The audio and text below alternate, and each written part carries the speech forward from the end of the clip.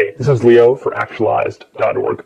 And what I've been thinking about right now is I've been thinking about how to really articulate what actualized.org is about and kind of what it is that we're doing here and how it's a little bit different than other personal development sources that are out there, from books to seminars to CDs to other websites and blogs on this topic of personal development. And what I've been really thinking about is how do I really articulate it? What is it that I mean by personal development, and why am I so excited about it, and what is it that I want from you? And one thing that I know that I definitely want from you is I want the same excitement in your life about personal development that I have. And I'm trying to figure out how to communicate this, and I had this idea. And the idea I had is that I remember a long time ago when I was a teenager, I really used to be into remote control cars, remote control vehicles, and remote control helicopters. I really loved helicopters, and I used to own a big gas helicopter at one point. I owned some electric helicopters. I never got really good at them, but it was just such a damn expensive hobby at the time that I just thought about that. And I remember looking and seeing videos online about really good RC helicopter pilots and the kind of crazy stuff that they were able to do. Like, you can actually probably go right now and search on YouTube or on Google for some like RC helicopter stunt flying and some of the crazy stuff that they're able to do. Literally, you can see a video of like a 14-year-old kid who takes this little remote control helicopter, and it's not even one of those big expensive ones, it's like a little electric one.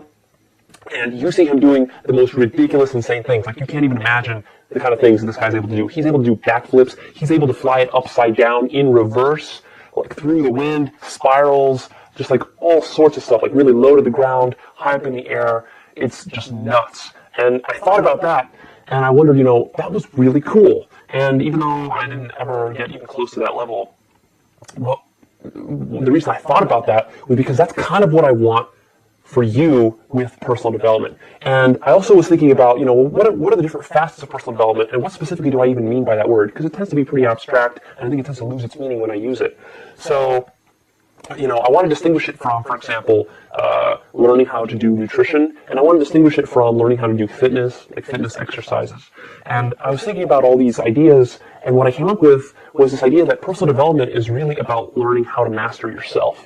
So it's a process of self-mastery, and it's mastering your own psychology, and it's understanding how your brain functions and how to get the best performance out of your brain, and then your body, and then your life, right? It's how to create an awesome life, but ultimately what I find that boils down to, and what personal development is for me, is about understanding your own psychology. Because the reason that you're not having that awesome life, the reason that you're not getting the success in life that you want, and then this bubbles out into all sorts of other areas. It can bubble out into nutrition and fitness and everything else, and relationships. But ultimately, the reason you're having problems there is because you're not understanding your own psychology. You don't have the facility and the control of your own psychology that you need to get those things in place. And what I equated that to, when I created this analogy in my mind, is I'm like, it's almost like me learning how to fly a helicopter, right? When I first started flying a helicopter, for me, it was challenging just to get the thing to hover and lift up off the ground. Why? Because actually, if you've ever tried flying a remote control helicopter, those things are pretty difficult to learn to fly. And it's really costly when you make a mistake. At least it was maybe 10 years ago. Nowadays, I see them selling little very flimsy RC helicopters for like $50, and you can practice with those really easy. But when your helicopter costs $100, and it costs or $1,000 rather, and when it costs $100 just to replace one blade, if you broke that, and that blade broke if it basically touched anything, whether it touched the ground or touched a tree or anything, furniture in your house, that it basically broke. So it was really hard to learn to fly. And I remember just spending hours and hours just like lifting the helicopter just a few feet off the ground, just up and down and up and down. And even there, I managed to break blades. And how challenging that was. And it was almost like, I was learning this machine, this complicated machine, and I wanted to be able to do some of those advanced maneuvers, like flying upside down and doing these cartwheels and all this cool stuff.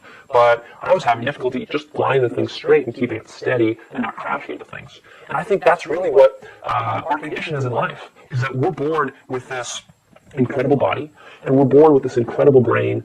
By estimates from neuroscientists right now, the brain is the most complex organism / machine that we know in the universe. And of course, we don't know, we haven't explored too many planets, so that's a pretty advanced statement to make. But it is the most complex thing that we know of on Earth. And it's really fascinating because you've got hundreds of billions of neurons and they're all interconnected, all working. And then, of course, you've got layers and layers of operating system and different instincts and emotions and logic and all this stuff that evolved over millions of years. And we've got this software in our brain. And now we're here, we're trying to live our everyday lives, and we're trying to accomplish certain things with our lives, whether it's to build a business, to have a lot of money, to have time to travel, or to build an awesome family life, whatever it might be. You're trying to build those things, but ultimately you're doing it through the machinery that you've got. And what do you really have? You have this body, you've got this brain, and you're trying to figure out how to use these tools that you just kind of ended up having, being born with them, and you end up kind of just on your own trying to figure out how it works. I forget what book it was, but somewhere in some personal development book, somebody talked about the fact that you're born with this brain and you're born as a human being without an instruction manual.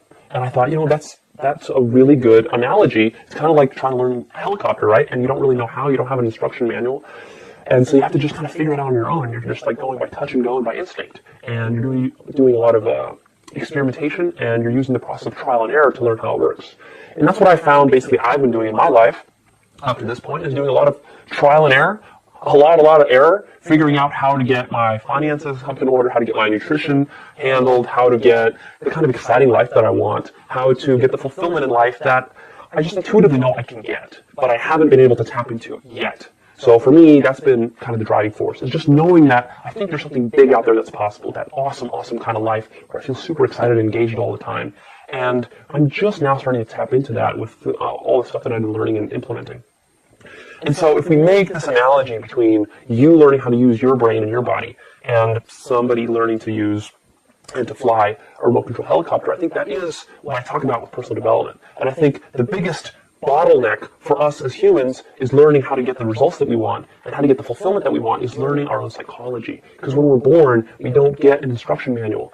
And even though modern society is really good about teaching us mathematics, and is good about teaching us language, and is good about teaching us history and science and all these cool subjects that we learn in school, in the end, I feel like we're really lacking right now in education in psychology. And not the psychology that you learn in psychology, like freshman college courses in psychology, like Psychology 101, but I mean practical psychology that you can apply in the real world, like the psychology of what it takes to manage a good relationship, the psychology involved in managing an intimate relationship, the psychology involved with raising kids and being a parent, the psychology involved with running a business and being a leader, the psychology involved with making yourself happy, not stressing yourself out, having a nice balance between work and play in your life.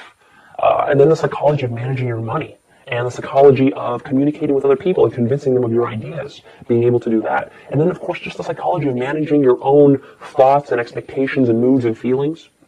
That's also really big. And so I feel like this psychology is lacking. And in fact, I think it's almost like it's not just that people aren't teaching us these things. I think it's even worse than that. It's in fact that people are teaching us the wrong things. Because when you grow up with siblings and you grow up with friends and you grow up with your family, generally what I find is that your surrounding environment, the people that you're growing up around, they are not familiar with the principles of psychological mastery. They haven't mastered that psychology within themselves, and they set a very poor demonstration for you when you're growing up as to how all this stuff works. So what I find is that as you're growing up, you get conditioned with a lot of bad habits, a lot of bad patterns. One example is worrying all the time. Another example is being very critical and judgmental of other people and also yourself. Other example is various limiting beliefs that people grow up with. Limiting beliefs, a lot of them revolve around money. Limiting beliefs about what you're capable of and what you deserve in life. Limiting beliefs about how good you feel you are innately, how lovable you feel you are, what you feel you need to do in order to be loved and feel loved. So I think there's a lot there that we get conditioned with that is negative and that's flat out false and just not true as far as your psychology is concerned. And so not only do you not get a manual, it's like you get a manual that teaches you the opposite of what you should be knowing and should be learning. It's like you were trying to learn how to fly that helicopter, and not only didn't you have a manual, I handed you a manual. I said, look, this is the manual for flying a helicopter, and in that manual I specifically, deliberately put in the wrong things. How hard would your life be then? It would be twice as hard. And that's kind of how it is with us humans, especially if you were not very privileged to grow up in a kind of an enlightened family that was studying this stuff and that's more aware. So it kind of depends on your circumstances. But I feel like most people growing up just don't have the luxury of having good role models. And so unless you are immersed in personal development literature and you really go on this journey of figuring out how this stuff works and what the real truth is about some of these limiting beliefs and how psychology really works on a practical level, not a theoretical level,